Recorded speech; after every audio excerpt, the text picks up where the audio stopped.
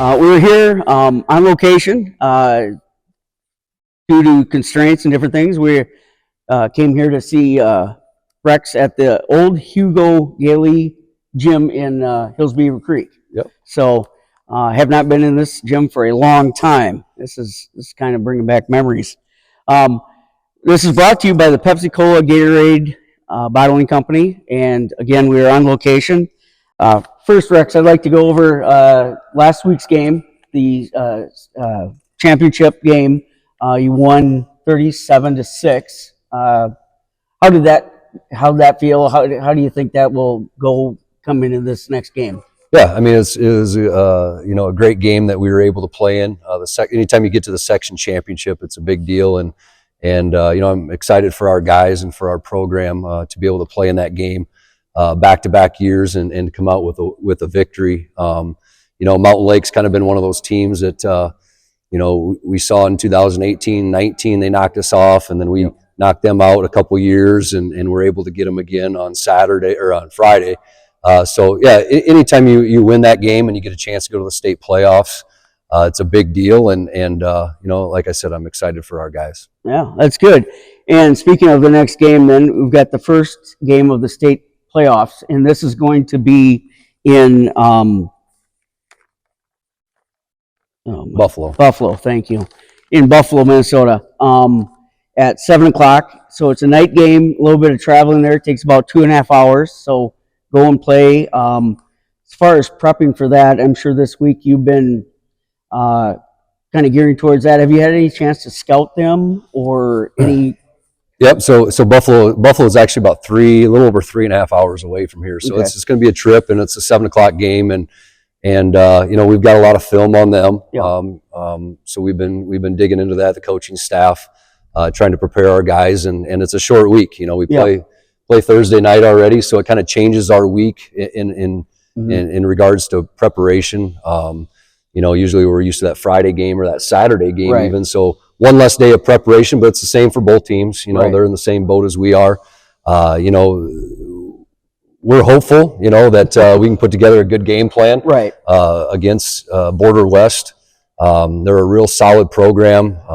They've got almost 60 guys on their roster, over 15 seniors. So we know that they got a really good program. They got a really good team.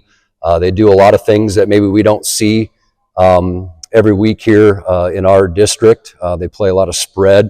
They go 2x2, 3x1. So they spread it out. They like to run out of that. So it's going to be in the next couple of days here. Preparation to get ready for that is going to look a little bit different, right. Just against that spread. Right.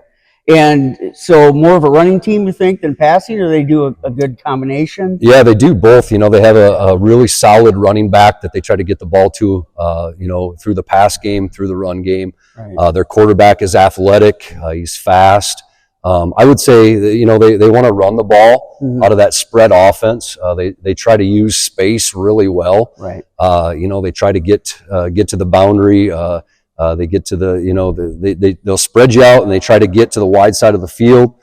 So they want to run the ball, but yet they're going to pass the ball on us. And so they're a lot like us. They're balanced. They'll throw and run, and it's always an interesting style of football when they start spreading you out. Right. And just coming off of last week too, you started out a little slower, but got into it and stuff, started scoring. Defense was very strong. Didn't really give them a lot of offense, I think, either. So it feels like you guys should be matched up quite well. Yeah, coming out against Mountain Lake, being a rival team, a team that we've played quite often, regular season playoffs. I think both teams kind of came out and were trying to feel each other out a little bit, and they came out and they took a couple things away from us offensively. And we got off to a little bit of a slow start. They came out, they got a couple first downs against us, and then all of a sudden, we got the ball back in our hands. We kind of got our running attack going north and south. Yep. We played a little bit more physical, and all of a sudden we got the momentum after we scored. We got the ball back in our hands, scored again, and all of a sudden it's a game of momentum and a game of shifts, and luckily we got the momentum going in our direction. Right, and you were able to spread it out too. You had I believe touchdowns were all from different individuals. So you still had Bakken running strong down the middle. Metzger making some good passes and stuff too. It was impressive to see. I mean, it was very all over, so it was hard to for them to key on. We feel like that's one of our strengths is we can get the ball to a lot of different playmakers on our team. Through the ground game, through the air, with Jamin and being able to throw the ball. We've got some really good receivers, and we feel comfortable getting the ball to any of those guys, from the tight end position to our wideouts.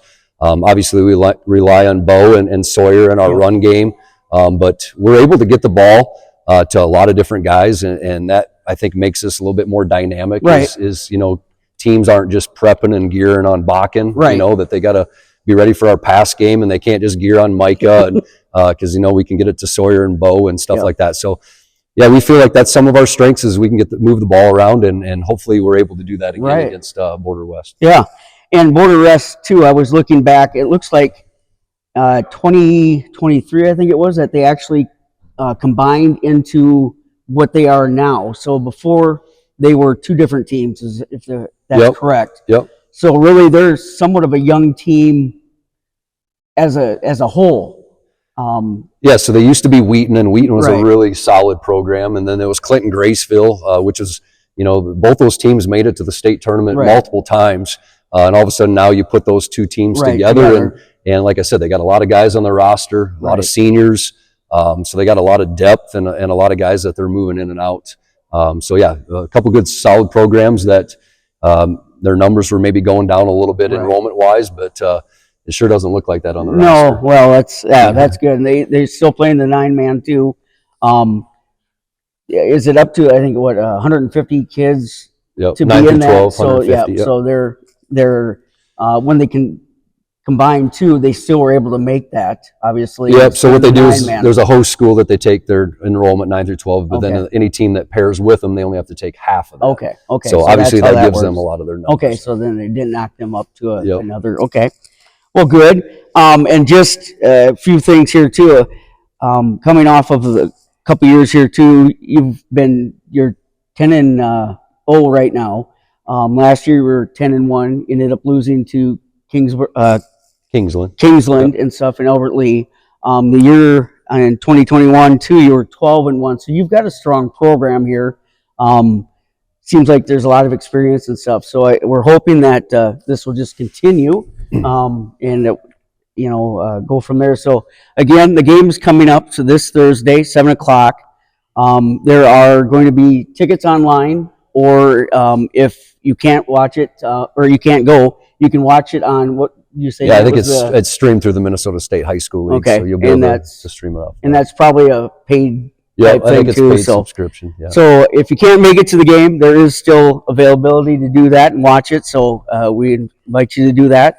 Again, Rex, I'd like to thank you and giving you your time and coming to Hugo here. Again, you were our first one to do the interviews here at Star Media. Now you're the first one to do it on location. So all right. Well, thanks for having me. I appreciate it. Yeah, and thanks again.